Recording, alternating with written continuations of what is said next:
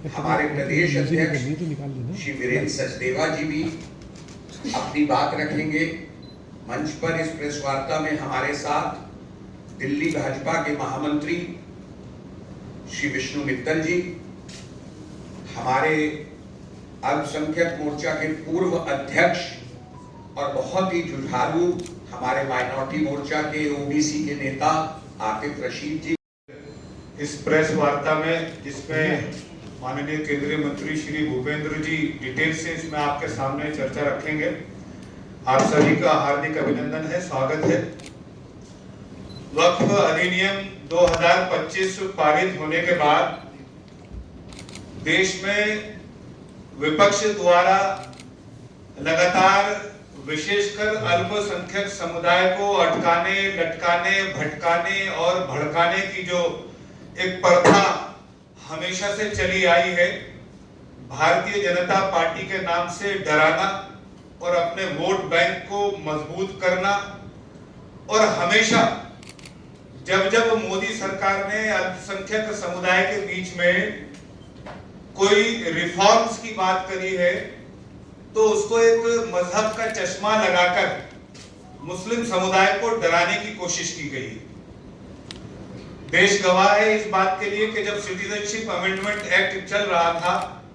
उस वक्त देश के मुसलमानों को यह समझाया गया विपक्ष द्वारा कि ये आपकी नागरिकता देने का कानून है,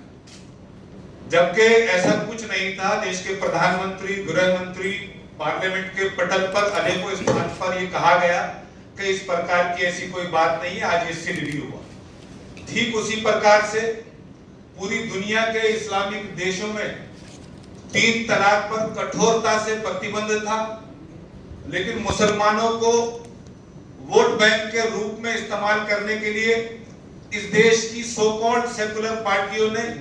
मुस्लिम महिलाओं को बंधवा मजदूर बनाकर रखने की अपनी रणनीति के तहत इस देश में 3 तलाक पर पाबंदी नहीं हुई।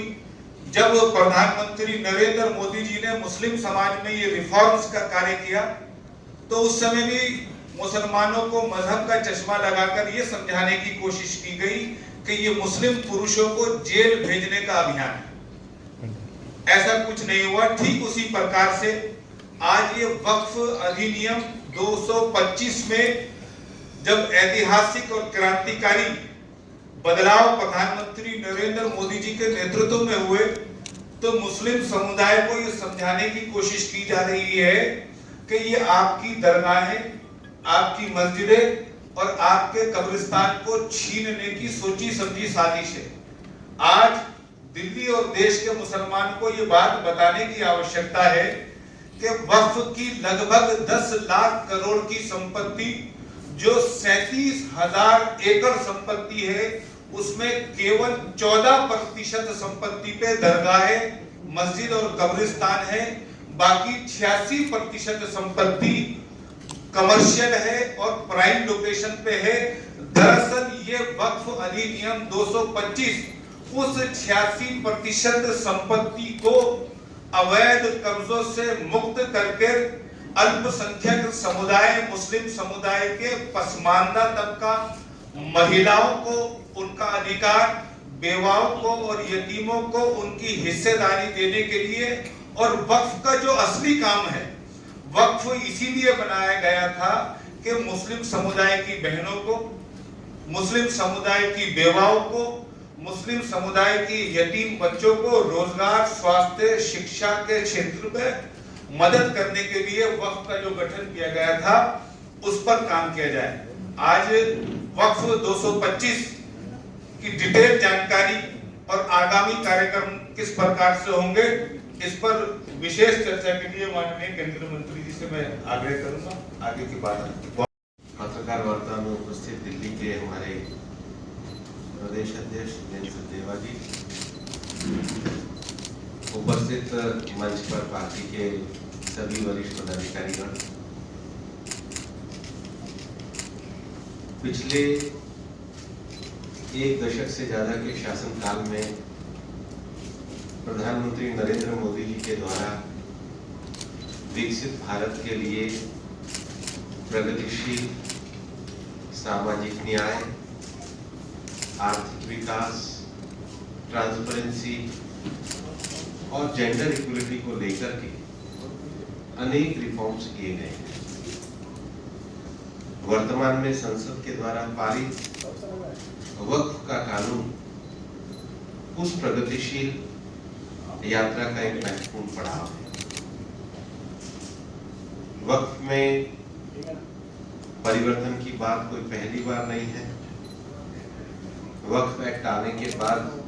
समय समय पर उस पर परिवर्तन होते रहे और जो 2013 में भी अंतिम बार परिवर्तन हुआ,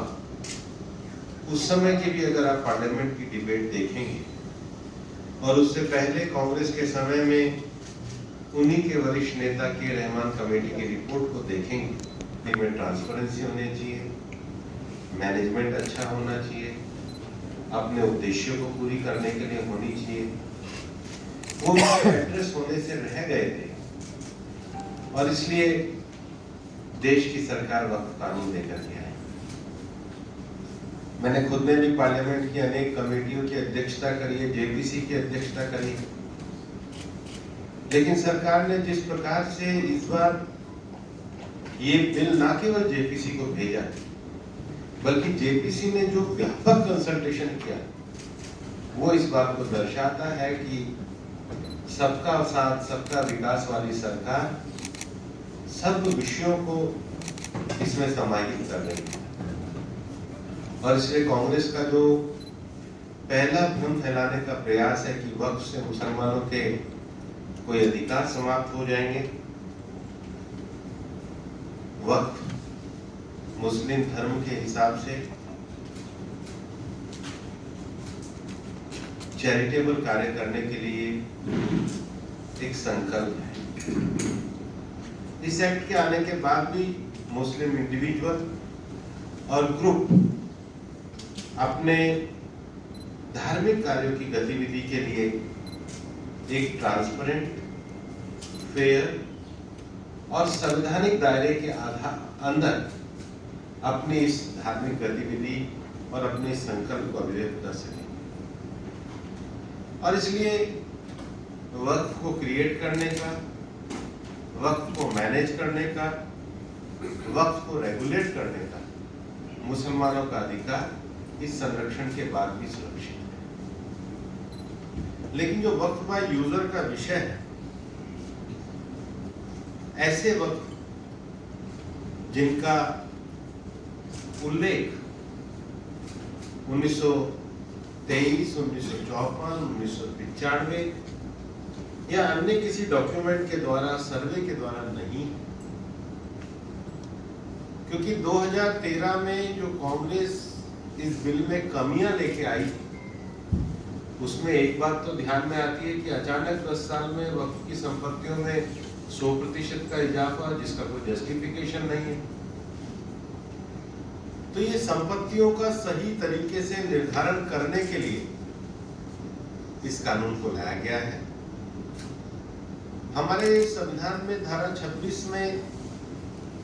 राज्य को ये अधिकार है कि वो कोई भी धार्मिक संपत्ति के प्रबंधन की एक्टिविटी और उसके मैनेजमेंट के लिए कानून बना सके। और इसलिए कह देना कि अधिकार ही नहीं है, तो भाई आपने किया था तब क्या था? तब भी तो अमेंडमेंट अधिकारी था। आपके समय में जो कमेटियों की रिपोर्ट आई, उन लक्ष्यों को तो आपने प्राप्त नहीं किया। और जैसा कि मेरे साथी अभी कह रहे थे कि प्रॉपर मैनेजमेंट और रखरखाव के अभाव में इन संपत्तियों पर एनक्रोचमेंट, इन संपत्तियों का दुरुपयोग, इन संपत्तियों का धार्मिक कार्य के अलावा दुरुपयोग जो हो रहा था, उसके मैनेजमेंट का एक सिस्टम आना चाहिए। और कोई भी संपत्ति का स्वामित्व का निर्धारण करने के लिए एक जुडिशियल ट्रिब्यूनल की व्यवस्था दी जानी चाहिए। अगर इन संपत्तियों को लंबे समय तक सिविल न्यायालय के रास्ते में अगर उलझाए रखेंगे, तो इससे तो संपत्तियों का बेहतर। और एक के समय की भी कमेटी में कहा गया था कि जी वक्फ की संपत्ति का डिजिटल देखरेख और रिकॉर्ड होना चाहिए। आज अगर वो सरकार करने जा रही है तो इसमें कांग्रेस को आपत्ति क्या है? और वक्फ अमेंडमेंट एक्ट जो है, इससे पहले जो संपत्ति के प्रबंधन में आर्बिट्रेरी पावर्स थी, उसको एक लेजिस्लेशन के माध्यम से कॉम्प्रिहेंसिव तरीके से इसके अंतर्गत लाया गया है। और इसलिए ये वक्फ के मैनेजमेंट को मॉडर्न गवर्नेंस के स्टैंडर्ड के साथ जोड़ने का माध्यम है। और सरकार की जो एक प्रगतिशील सरकार के नाते लगातार लोगों की संवैधानिक मान्यताओं के लिए, जेंडर जस्टिस के लिए, इक्वल सोसाइटी के लिए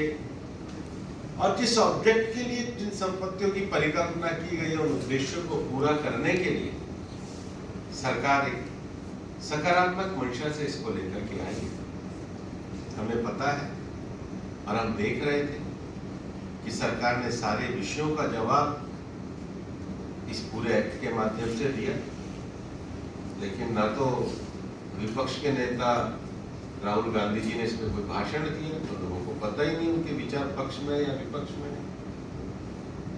और शायद उनकी बहन तो इसमें विपक्ष में वोट डालने भी नहीं आई, तो हो सकता है कोई कारण रहा हो उनके बिल के बारे में। तो जो कांग्रेस कांग्रेस जो परिवार है वो तो इसमें कहीं थे नहीं, और कौन बोले क्या बोले ये पता नहीं था। लेकिन भारतीय जनता पार्टी ने पूरी प्रखरता के साथ सारे विषयों को रखा, और निश्चित रूप से ये विषय अभी मैं हमारे जो सम्मेलन होने जा रहा है उसमें तथ्यवार भी रखूंगा, और मैं चाहूंगा कि मीडिया के मित्र भी उसमें आए, ताकि हम इस व्यापक जन जागरण के सही तथ्यों को जनता तक पहुंचा सकें। धन्यवाद।